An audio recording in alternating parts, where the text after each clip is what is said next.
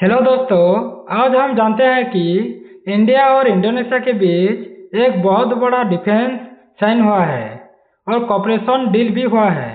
जैसे अस्त्र मिसाइल में, ब्रह्मोस में और सबांग पोर्ट पर भी ये सब में डील हुआ है।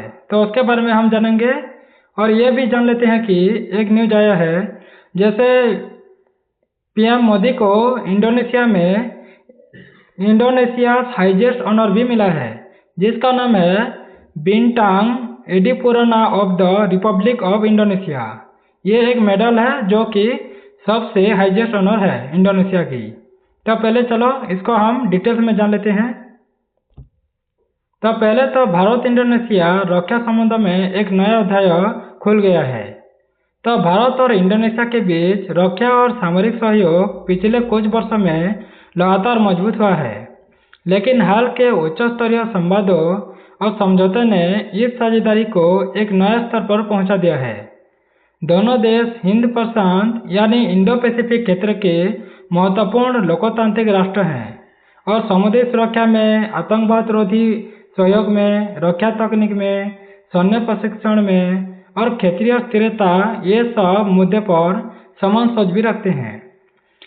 हाल ही वार्ताओं में भारत की स्वदेशी Astra air to air missile, supersonic BrahMos cruise missile और इंडोनेशिया के रणनीतिक बस सबांग पोर्ट को लेकर सहयोग की संभावनाएं अंतर्राष्ट्रीय स्तर पर विशेष ध्यान आकर्षित किया है। यह केवल रक्षा उपकरणों के निर्यात का विषय नहीं है, बल्कि हिंद महासागर और प्रशांत महासागर में शक्ति संतुलन की, समुद्री व्यापार मार्गों की सुरक्षा के लिए और भारत की एक्ट ईस्ट पॉलिसी को मजबूत करने की दिशा में एक बड़ा कदम भी माना जा रहा है। तो भारत अब केवल हथियार खरीदने वाला देश नहीं है, बल्कि आधुनिक रक्षा प्रणालियों का एक विश्वसनीय निर्यातक बनने की दिशा में भी आगे बढ़ रहा है। तो भारत इंडोनेशिया रणनीतिक साझेदारी का महत्व क्या है वो भी जान लेते हैं। जैसे भारत और इंडोनेशिया के संबंध ऐतिहासिक रूप से, सांस्कृतिक और आर्थिक रूप से लंबे समय से मजबूत रहे हैं। तो दोनों देशों के बीच समुद्री संपर्क सदियों पुराना है और आज भी दोनों देश हिंद महासागर क्षेत्र में महत्वपूर्ण भूमिका निभाते हैं। तो इंडोनेशिया दुनिया का सबसे बड़ा द्वीपीय देश है और उसकी भौगोलिक स्थिति उसे अत्यंत रणनीतिक बनाती है।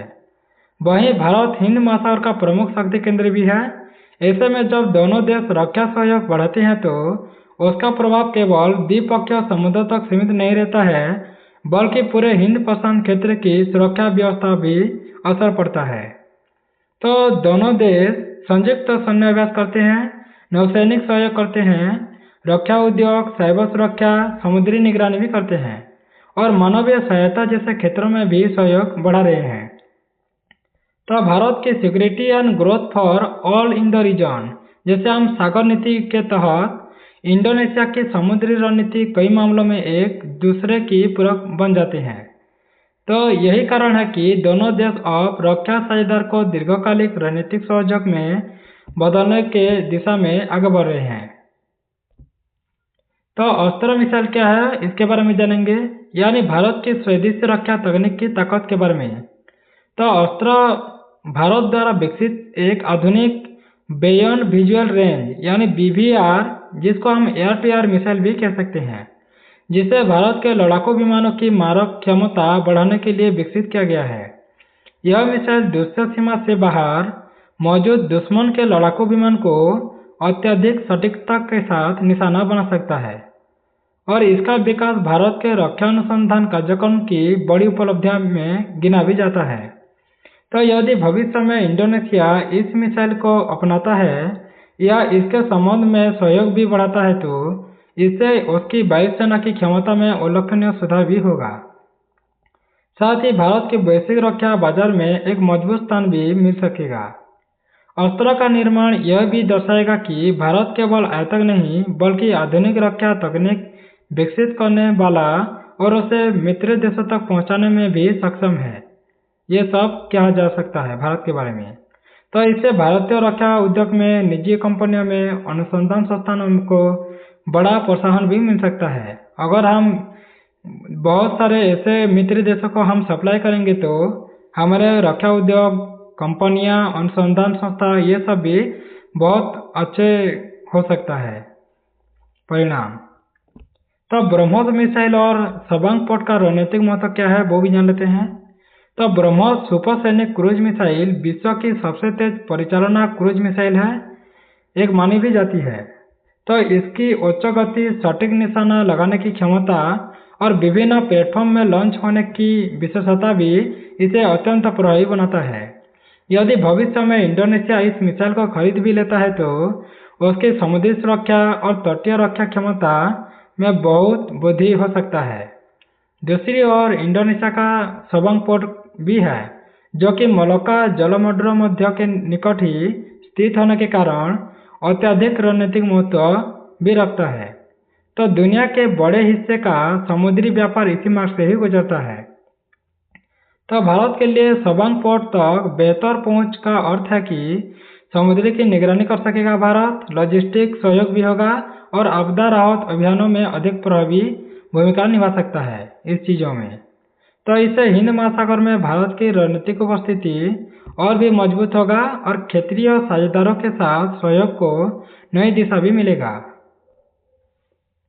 तो हिंद प्रशांत की बात करें तो इंडो पैसिफिक क्षेत्र में ये कैसे रणनीतिक महत्व बढ़ रहा है वो भी जान लेते हैं। तो आज के समय में हिंद प्रशांत क्षेत्र वैश्विक राजनीति में, अर्थव्यवस्था में और सुरक्षा का सबसे महत्वपूर्ण केंद्र बन चुका है। विश्व के लगभग 60% से अधिक समुद्री व्यापार का बड़ा हिस्सा इसी क्षेत्र से ही गुजरता है। भारत और इंडोनेशिया दोनों इस क्षेत्र के प्रमुख समुद्री देश हैं और दोनों की भौगोलिक स्थिति उन्हें अत्यंत महत्वपूर्ण भी बना देता है। भारत हिंद महासागर के मध्य में स्थित है, जबकि इंडोनेशिया मलक्का जलमंडलम में और सुंडा जलमंडलम में और लोम्बोक जलमंडल मध्यम से, ये सब जितने भी है मलक्का, सुंडा और लोम्बोक, ये सब जैसे महत्वपूर्ण समुद्री मार्गों पर नियंत्रण रखने वाला देश में एक शामिल भी हो गया है। तो ये सब जितने भी है इंडोनेशिया, मलक्का, सुंडा और लोम्बोक, ये सब समुद्री महत्व की मार्ग में ही ये नियंत्रण रखने वाला देश में शामिल है। तो ऐसे में दोनों देशों का रक्षा सहयोग पूरी हिंद महासागर यानी हिंद प्रशांत क्षेत्र की समुद्री सुरक्षा को भी मजबूत करता है। संयुक्त नौसैनिक अभ्यास, समुद्री निगरानी के, सूचना साझा करने का और समुद्री डकैती रोकने के लिए, आतंकवाद के खिलाफ सहयोग तथा मानवीय सहायता प्रदान करने के लिए, आपदा राहत जैसे क्षेत्रों में ये दोनों देश शामिल होकर भविष्य में और भी मजबूत होने की संभावना दिख सकता है। इससे क्षेत्र में स्थिरता बढ़ेगी और समुद्री व्यापार भी अधिक सुरक्षित हो सकता है। तो चीन के बढ़ते प्रभाव के बीच भारत और इंडोनेशिया सहयोग कैसे बढ़ रहा है वो भी जानेंगे। तो पिछले कुछ वर्षों में दक्षिण चीन सागर और हिंद महासागर में चीन की बढ़ रही है सैन्य ताकत और समुद्री गतिविधियों ने कई देशों की चिंता भी बढ़ा दी है। तो बहुत सारे ऐसे देश हैं जो कि चीन जो महासागर, दक्षिण महासागर पर या हिंद महासागर में अपनी सैन्य ताकत को बढ़ा रहा है, इसीलिए बहुत से देशों को चिंताएं बढ़ गई है। हालांकि भारत और इंडोनेशिया किसी भी देश के खिलाफ औपचारिक सैन्य गठबंधन नहीं बना रहे हैं, लेकिन दोनों देश नियम आधारित अंतर्राष्ट्रीय व्यवस्था को स्थापना करने के लिए, समुद्री कानूनों के सम्मान के लिए और स्वतंत्र नौवहन के लिए समर्थन भी करते हैं। इसी कारण रक्षा सहयोग का रणनीतिक महत्व और भी बढ़ जाता है। यदि भारत और इंडोनेशिया रक्षा तकनीक में, मिसाइल प्रणाली में, नौसैनिक सहयोग और समुद्री अवसंरचना में साझेदारी भी बढ़ा रहे हैं, तो इससे पूरे क्षेत्र में शक्ति संतुलन बनाए रखने के लिए मदद भी मिल सकता है। तो यह सहयोग एशियान देशों के लिए भी सकारात्मक संदेश देता है कि क्षेत्रीय सुरक्षा केवल किसी एक बड़ी शक्ति पर निर्भर नहीं होगा, बल्कि साझेदारी और सहयोग के माध्यम से ही मजबूत हो सकता है। तो भारत के रक्षा निर्यात और मेक इन इंडिया को बड़ा लाभ मिल सकता है, वो भी जानेंगे कैसे मिलेगा। तो भारत सरकार का लक्ष्य देश को रक्षा उपकरण का बड़ा निर्यातक बनाना है। पिछले कुछ वर्षों में भारत ने कई देशों के रक्षा उपकरण, रडार, मिसाइल, गश्ती नौकाएं, ये सब अन्य सैन्य यानी सैन्य प्रणालियों का निर्यात भी कर रहा है। यदि इंडोनेशिया भविष्य में अस्त्र और ब्रह्मोस जैसे भारतीय प्रणालियों को अपनाता है तो यह भारतीय रक्षा उद्योग के लिए एक बड़ी उपलब्धि भी होगी। इससे भारत की अंतर्राष्ट्रीय साख भी बढ़ेगी और अन्य एशियाई, अफ्रीकी तथा लैटिन अमेरिका देशों में भी भारतीय रक्षा उत्पादों की मांग बढ़ सकता है। इससे सरकारी और निजी रक्षा कंपनियों के नए अवसर भी मिलेंगे और उसके बाद रोजगार भी पैदा होगा और भारत की आत्मनिर्भर रक्षा उत्पादन नीति को भी मजबूत मिलेगी। रक्षा निर्यात बढ़ेगी और विदेशी मुद्रा आय में भी वृद्धि होगी और भारत वैश्विक रक्षा बाजार में अपनी मजबूत पहचान भी बना सकेगा। तो भविष्य की संभावनाएं क्या हो सकता है और दीर्घकालिक रणनीतिक प्रभाव की बात करें तो भारत और इंडोनेशिया का सहयोग केवल वर्तमान समझौता तक सीमित नहीं रहेगा। आने वाले वर्षों में दोनों देश संयुक्त सैन्य प्रशिक्षण में, रक्षा अनुसंधान में, रक्षा उत्पादन में, समुद्री सुरक्षा, साइबर सुरक्षा, एआई में, ये सब रक्षा प्रणालियों में, ड्रोन तकनीक, उन्नत सैन्य उपकरण, ये सब क्षेत्रों में भी सहयोग बढ़ा सकते हैं।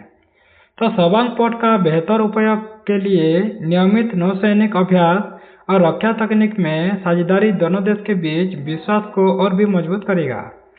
यदि ब्रह्मोस जैसी उन्नत प्रणाली मिसाइल पर कोई ठोस समझौता भी नहीं होता है तो यह भारत के रक्षा निर्यात इतिहास की सबसे महत्वपूर्ण उपलब्धियों में से भी एक हो सकता है। साथ ही हिंद प्रशांत क्षेत्र में भारत की रणनीतिक उपस्थिति और प्रभाव भी पहले की तुलना में कहीं अधिक भी मजबूत हो सकता है। तो यह साझेदारी आने वाले दशक में क्षेत्रीय सुरक्षा के लिए, आर्थिक सहयोग के लिए और समुद्री स्थिरता के लिए एक महत्वपूर्ण आधार भी बन सकता है।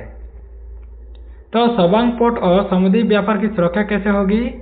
तो इंडोनेशिया का सवांग पोर्ट भारत के लिए केवल एक बंदरगाह नहीं है बल्कि हिंद प्रशांत क्षेत्र में एक महत्वपूर्ण रणनीतिक संपत्ति भी है। यह बंदरगाह मलक्का जलसमुद्र मध्य के निकट ही स्थित है जहां से दुनिया के सबसे व्यस्त समुद्री व्यापार मार्गों में से एक को कहते हैं।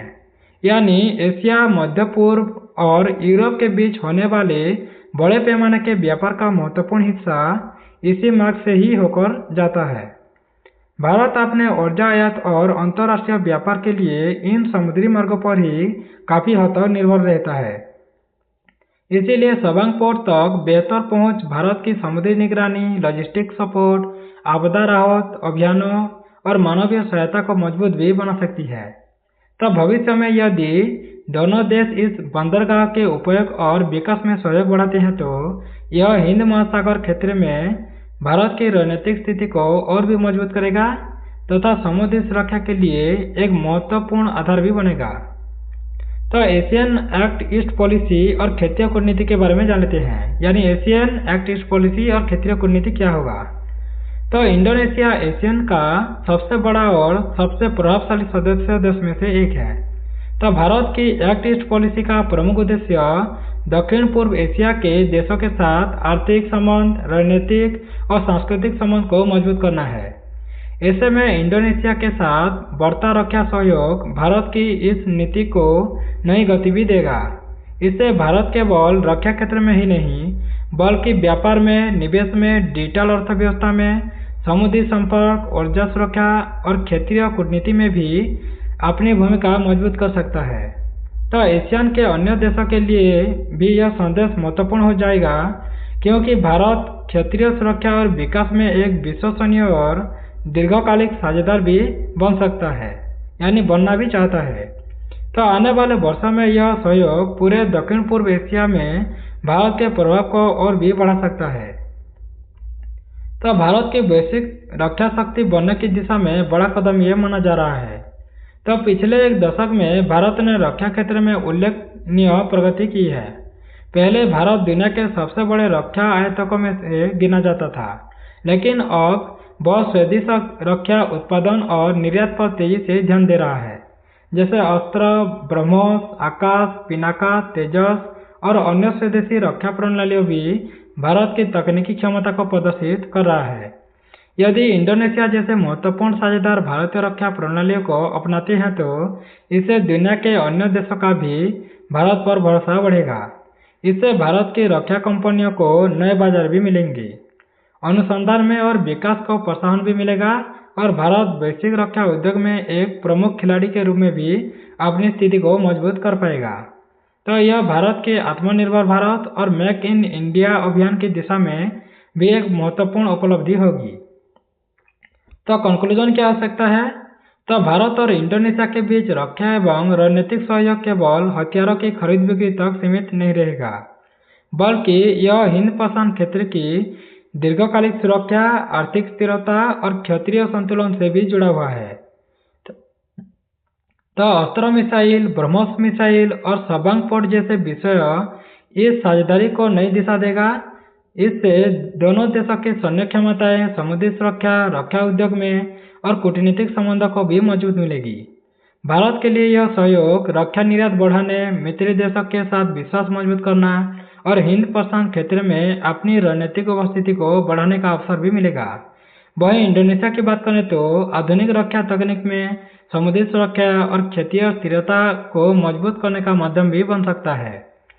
यदि भविष्य में इन समझौते पर ठोस प्रगति होती है तो यह केवल भारत और इंडोनेशिया ही नहीं, बल्कि पूरे हिंद प्रशांत क्षेत्र के लिए एक महत्वपूर्ण और सकारात्मक बदलाव भी साबित हो सकता है। तो थैंक्स फॉर वॉचिंग। अगर ऐसे वीडियो आपको अच्छा लगता है तो सब्सक्राइब कर दें, बेल आइकन दबा दें, लाइक करें, शेयर करें और वीडियो आपको कैसा लगता है कमेंट बॉक्स में ज़रूर कमेंट कर दें।